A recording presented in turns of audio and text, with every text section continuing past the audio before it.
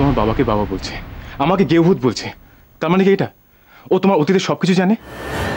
না জানলেও কি করে বলে দিল যে এই ঘরে ফিল্ম স্টারদের কাট আউট থাকতো, আর আমার বন্ধুদের নামই বা কি করে বলে দিল?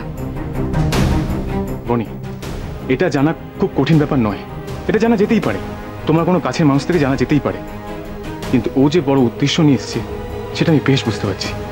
সুতরাং আটঘাট না বেঁধে কি আর নেমেছে, তাই ও এত সাহস পাচ্ছে।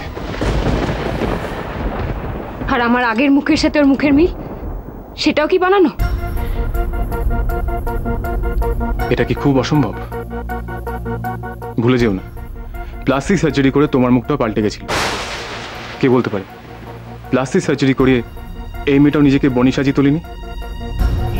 বর্ণিতা, শেখর কিন্তু ঠিকই বলছে। দেখো, আজকালকার দিনে মেডিকেল সায়েন্সের কাছে এগুলো সব জল ভাত, আর কেউ যদি কারোর সত্যিকারের ক্ষতি করতে চায় তার কাছে উপায়ের অভাব হবে না। কিন্তু কিন্তু ও কেন করছে এসব? কি চায় ও?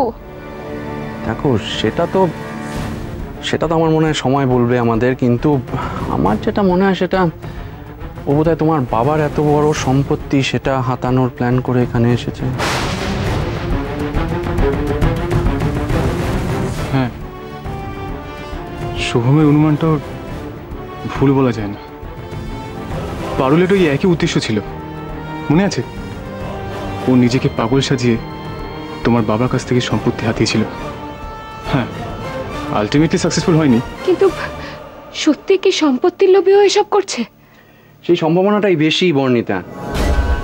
এছাড়া আর কোনো উদ্দেশ্য তো আমার মাথায় আসছে না। মানে আর কি হতে পারে?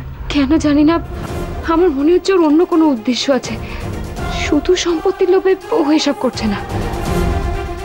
বর্ণিতা, তুমি এত ভেবো না বর্ণিতা। আমরা সব খবর নেব। আমরা একবার শুধু অনিমেষ আঙ্কেলকে আসতে দাও, তারপর অনিমেষ আঙ্কেল যখন প্রশ্ন করবে ওকে, তখন দেখবে যে ওর আসল মুখোশটা সামনে এসে গেছে, আর তখন ওর উদ্দেশ্যটা কি সেটা আমরা জেনে যাব।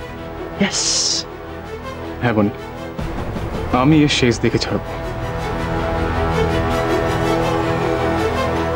আর এই লড়াইয়ে শেখর একা নয়, আমিও আছি তোমার পাশে বর্ণিতা।